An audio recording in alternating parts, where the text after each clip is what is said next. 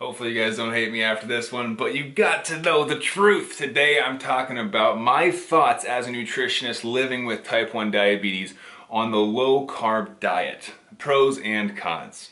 Let's get into our theme song. I've spent the last 10 years pushing the limits while identifying trends and patterns in my type 1 diabetes management.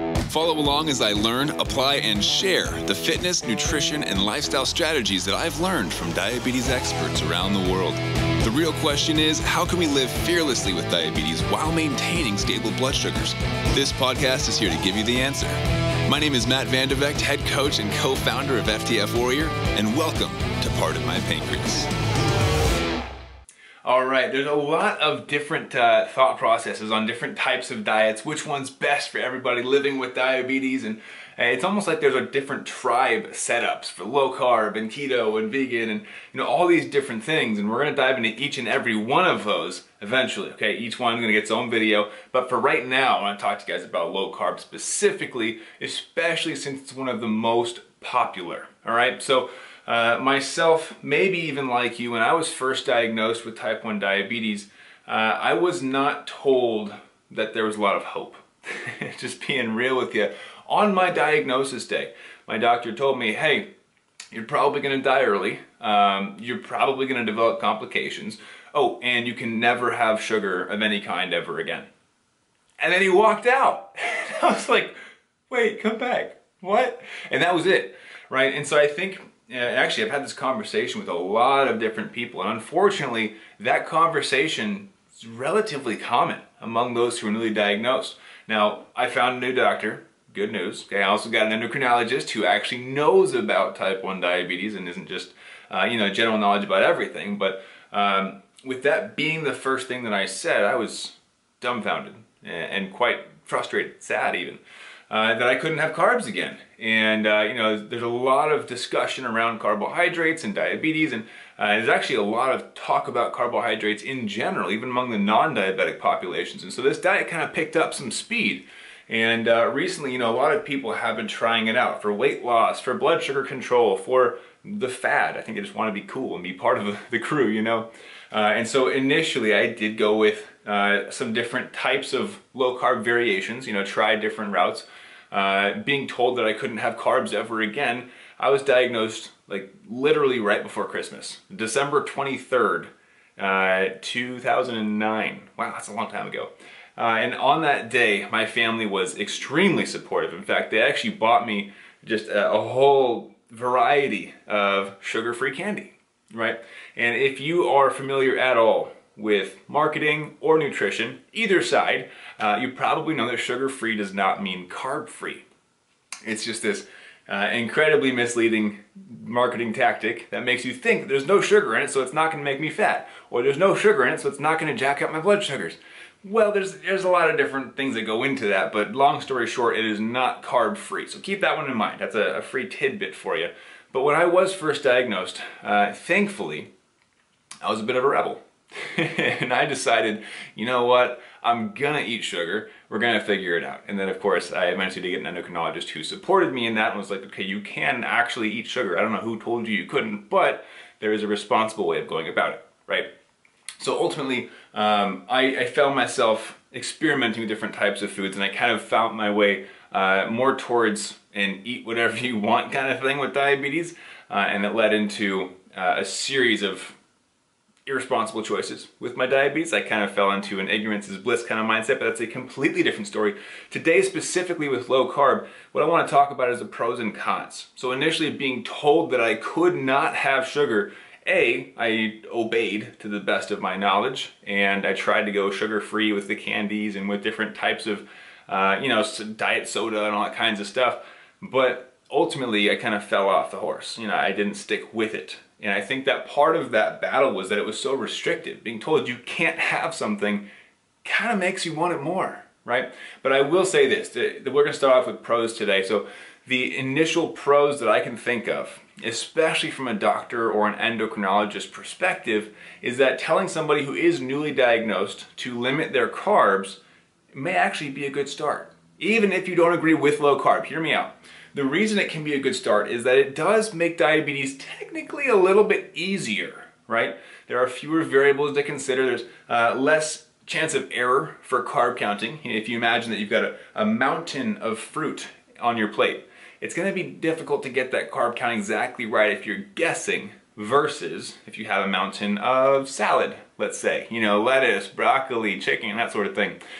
So the margin for error is much slimmer with a low carb diet, and so I will say that that is an absolute pro for a beginner, okay? It is not a pro for a pro, if you know what I mean.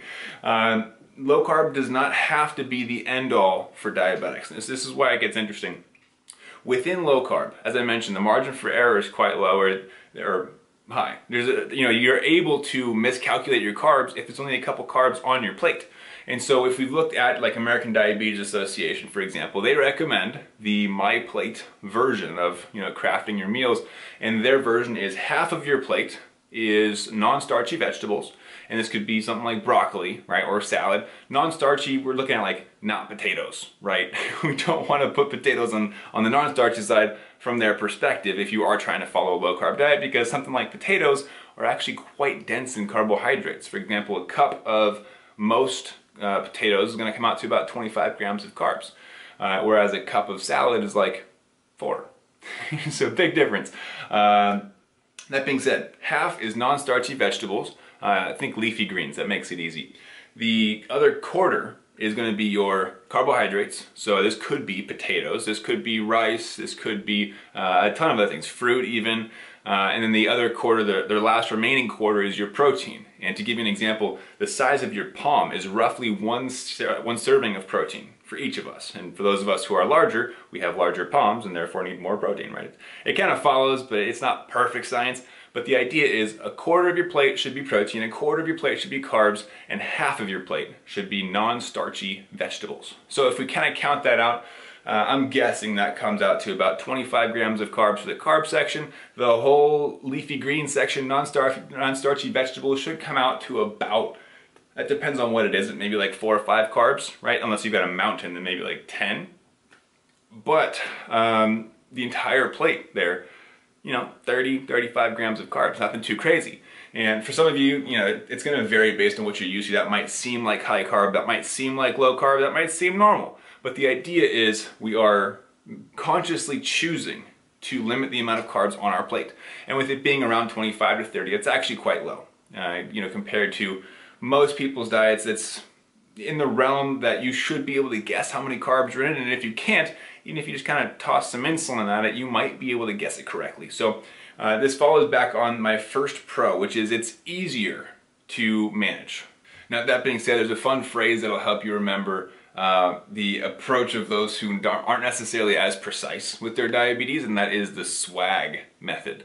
So SWAG, S-W-A-G, or scientific wildly amazing guess. Basically, you're making your best guess at how many carbohydrates are on that plate in front of you, and you're giving insulin for whatever you expect to need insulin for based on your unique insulin to carb ratio. The idea that the insulin to carb ratio is the same at diagnosis as it is throughout your life isn't a lie. It's a straight up lie. There are multiple factors that come into place that can and will impact your insulin to carb ratio throughout your life. But that is a different topic as well. We won't get too deep into that one. The idea though is that there are 2 pros right there for the low carb diet. So I am not 100% against the low carb diet, all right? So first one is from day one. This is an easy diet to pick up. Hey, what's the one rule that you have to follow as a diabetic? Oh, limit your carbs. Okay, that's pretty easy to remember, right? Oh, and I have to figure out my insulin to carb ratio. And you got enough stuff to worry about on day 1 of your diagnosis. Your diet shouldn't be one of them. So having them start you out on that, I'm not opposed to it, because we want to simplify it and allow someone to kind of grow into their diabetes with new knowledge and learn about, oh, there's different types of diets. It's not just this one that I have to follow for the rest of my life. And if my family's Italian, I can still go eat pasta with them, and you learn about that later, right? But the second piece of that, the other pro, is that it makes guessing a lot easier, right? The risk of miscalculating your carbohydrates is a lot lower when the carb content itself is lower. And that's when you can fall on that SWAG method, the scientific and wildly amazing guess. Because if you are guessing, and you're guessing for a mountain of food, it's going to be a lot more difficult than dosing and guessing for a smaller plate, right? And if the carbohydrate content is what you're dosing for, and we limit that, it is therefore easier to guess and not get it terribly wrong. Hopefully that makes sense.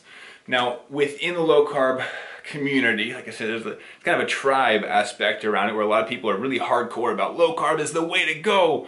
And that's true across the board. All people who follow specific regimented and restricted diets tend to be a bit hardcore about their specific choices.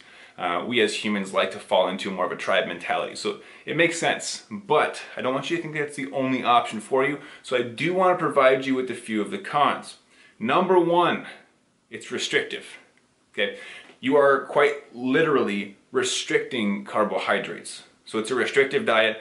I personally do not agree with any form of restriction dieting. I do not feel that you should have to remove something out of your diet in order to achieve your goals. You can still lose weight, you can still gain weight, you can still have fun with food, you can still achieve stable blood sugars. There's so many different options with different types of diets. You do not have to restrict yourself. And oftentimes when you do restrict certain pieces of macronutrients or even just pull out certain types of food from your diet, provided you aren't allergic or something, we're more oftentimes going to find a way to cheat the diet, right? It's going to last for a couple of weeks, you'll stay strong, and then you're just going to go nuts on Friday night and order 2 pizzas and ice cream and chips, and it gets out of hand. And I have been there. So I tell you from personal experience, restrictive diets, restrictive anything doesn't typically last as the best possible option because it's more of a short-term fix. That being said, it tends to ruin the relationship with food as well. We tend to look at a plate and go, I can't have that. It tends to make meal times a bit more stressful or not as fun. You forget to enjoy the actual food. And on that topic, it's not just the relationship with food, but the relationship with others as well. If you're known as the person who can't have that, right? Or don't invite this person to that meal because they can't eat with us. My wife's family is all Italian, and so jumping into that world, everything is very high carb, right?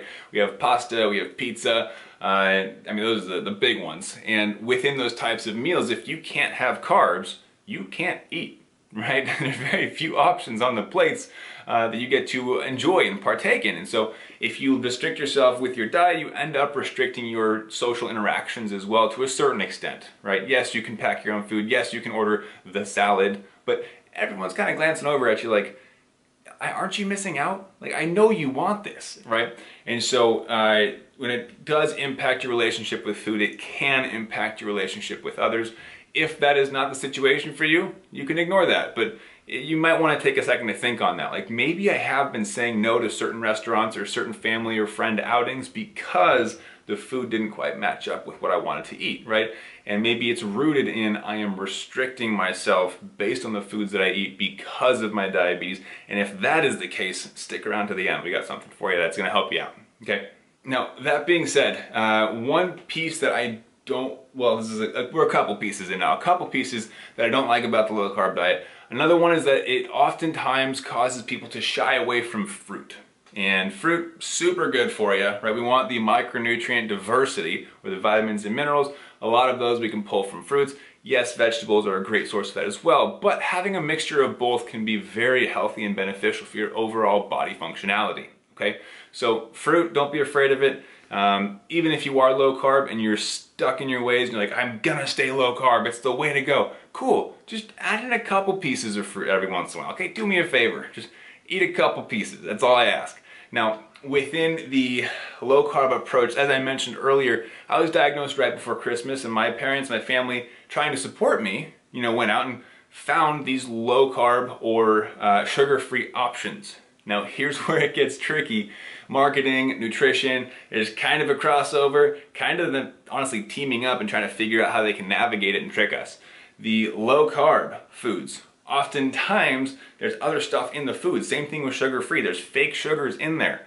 It's not that it just magically tastes good without having sugar. No, they put sugar substitutes. They put fake sugars. They put a whole slew of chemicals and other different ingredients there to make it taste good and not make you miss the initial sugary feeling, right? And there's a whole just other branch of conversation we can dive down with those types of foods, what they do to your digestive system and how they're just not good for you at all.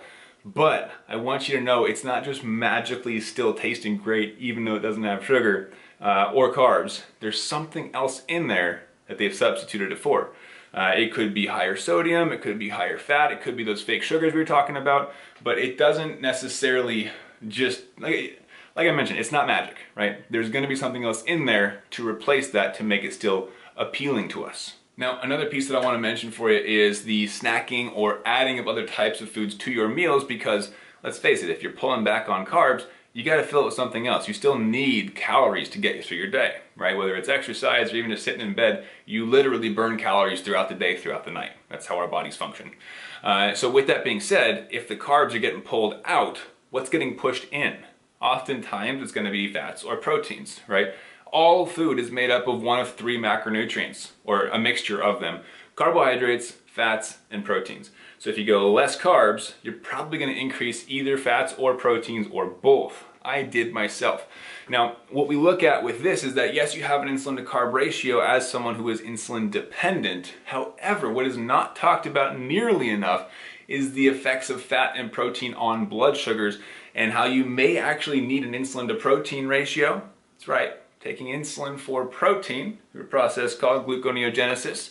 It's a fun one. Basically, if you're not eating a lot of carbs and your body needs to pull fuel from protein, it's going to do that. But it's going to convert protein into glucose at a specific ratio, and you might need to, well, you will need to take insulin for that in that case. So with different processes and your metabolic pathways being adjusted depending on the type of diet that you follow, you may need to take extra insulin for different types of foods.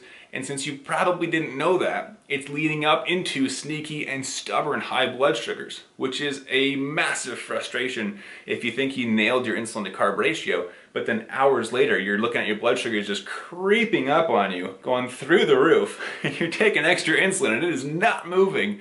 That's one of the reasons that could be leading into that.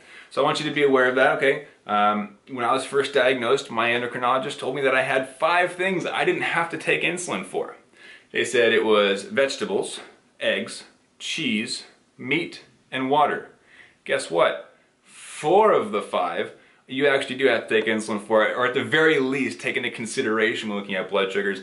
That's right, water is the only one you actually don't have to worry about for blood sugar regulation. So that being said, vegetables, yes, they have carbs, but they're a lot of fiber as well. And that's why it's not as necessary to take insulin, but in large quantities, yes, it still is. Meat, I just talked about protein, right? Same thing with eggs and cheese. Those can lead into stubborn high blood sugars later on. And unfortunately, we don't talk about fat either. The other macronutrient, fat, can actually lead to, well, I don't want to get too deep into this topic just yet. We'll cover it in keto, okay? So be sure to check in later episodes. We'll go deeper into the role that fat plays with your body, with your blood sugar levels as well. Because I don't want this episode to get too long. It's already kind of feeling like it is. But the idea behind this is you should do your own research, look into the different diets that are available to you, and understand that low carb being pushed as the single available diet for diabetics like myself, and likely like you, is just wrong. It's not that it doesn't work. You can still enjoy it, but that right there is the key, is that you should enjoy it. If you hate low carb, talk to me. We'll figure out a better option.